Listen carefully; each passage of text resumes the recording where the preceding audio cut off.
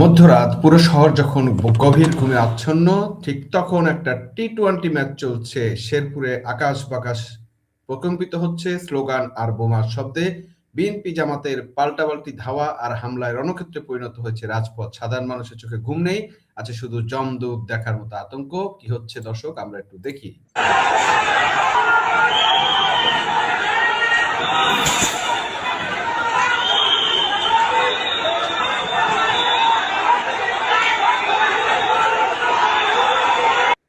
সারাদিনের গন্ডগোলে অলরেডি আমরা জেনেছি যে সেখানে জামাতের এক কর্মী মারা গিয়েছেন, একটা ইউনিয়নের সেক্রেটারি মারা গিয়েছেন। সোশ্যাল মিডিয়াতে কেউ কেউ এই ঘটনা দেখে রাতের টিপ্পনি কাটছেন, পপকর্ন নিয়ে বসুন মিয়া ভাই, খেলা তো এখনই জমবে। খেলা শুরু হয়ে গেছে, টি-টোয়েন্টি ম্যাচ।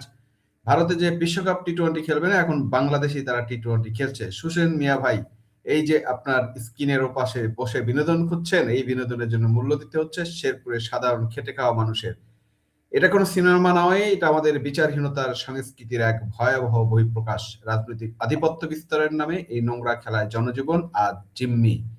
বিভিন্ন সূত্রে খবর অনুযায়ী মধ্যরাত থেকে শেরপুরের প্রধান পয়েন্টগুলোতে লাঠিসোঁটা এবং দেশীয় অস্ত্র নিয়ে মহড়া দিচ্ছে দুই পক্ষের কর্মীরা। দোকানপাট ভাঙচুর হচ্ছে, সাধারণ মানুষের মালামাল, জননিরাপত্তা আর শূন্যের কোঠায়। প্রশ্ন হচ্ছে, আইন শৃঙ্খলা রক্ষা বাহিনী কোথায়? কেন প্রতিবার রাজনৈতিক অস্থিরতার বলি হয় সাধারণ মানুষকে, জনগণকে হতে হচ্ছে? বিএনপি জামাত উভয় পক্ষই যখন দাবি করে তারা জনগণের জন্য রাজনীতি করে, তখন মধ্যরাতে এই তাণ্ডব কি তাদের তামাশা নয়? আওয়ামী লীগকে বাদ দিয়ে তারা নির্বাচন করতে চায়, এখন নিজেরাই টি-টোয়েন্টি ম্যাচে মেতেছে। আমরা আরো একটু দেখি ঘটনা কোন দিকে যাচ্ছে।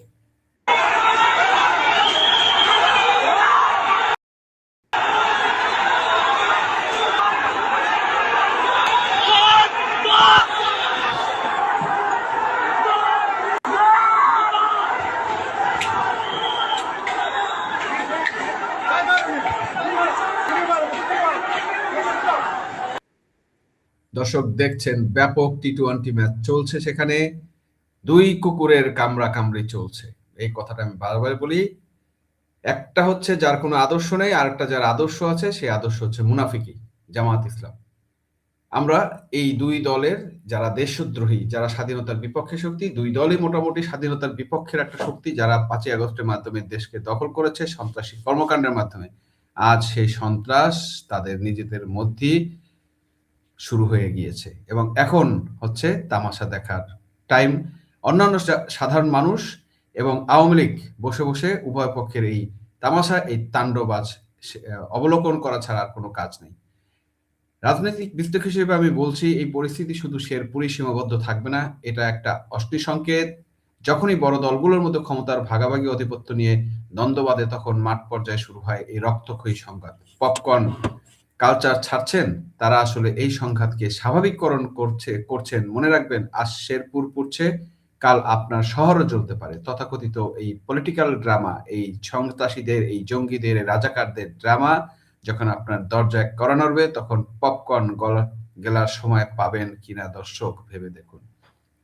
আমরা কি এমনই এক বাংলাদেশ চেয়েছিলাম, যেখানে মধ্যরাতে আতঙ্কে মানুষকে ঘরবাড়ি ছেড়ে পালাতে হয়? রাজনৈতিক দলগুলোর শীর্ষ নেতাদের কাছে প্রশ্ন, আপনাদের কর্মীরা যখন রাস্তায় সাধারণ মানুষের সম্পদ ধ্বংস করে, তখন আপনারা কোন নৈতিকতায় গণতন্ত্রের কথা বলেন? অবিলম্বে সংঘাত বন্ধ করুন, না হলে দোষীদের দৃষ্টান্তমূলক শাস্তি যদি না দেন, এই আগুন সারা বাংলাদেশে ছড়িয়ে পড়বে। আর একটা কথা হচ্ছে, আওয়ামী লীগ বা 40% 50% সমর্থনের একটা দলকে বাদ দিয়ে যখন রাজনীতি নির্বাচন করছেন, সেই নির্বাচনে এরকম কামড়াকামড়ি মারামারি হবেই, এর চেয়ে আরো ভয়ঙ্কর লেভেলে হবে সামনে। দর্শক, সেটা এখন সময়ের ব্যাপার, আমরা দেখতেই থাকবো। আরো একটু দেখি।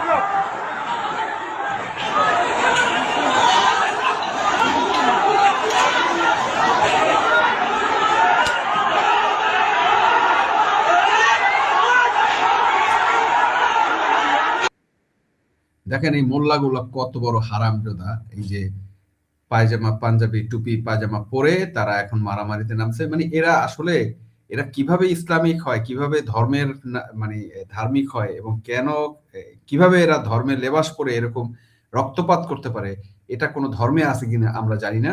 তবে এই বাংলাদেশে এই উগ্রবাদী, এই জঙ্গিবাদী, এরা এটারই অংশ। একটু দেখি।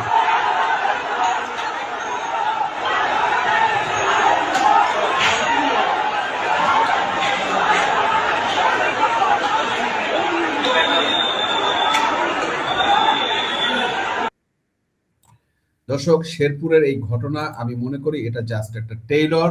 সামনে আরো বড় বড় ঘটনা রয়েছে, সামনে আরো বিশাল বিশাল ঘটনা আসবে। সারা বাংলাদেশ ব্যাপী এই গন্ডগোল চলতে থাকবে। অলরেডি আমরা খবর পেয়েছি যে আরো একটা এলাকার বিএনপির এমপি প্রার্থীকে নাকি রাতে তুলে নিয়ে এসেছে জামাতের নেতাকর্মীরা। তো এটাই এখন চলছে, এটাই চলবে। সামনে এই ঘটনা আমরা একের পর এক দেখতে থাকবো।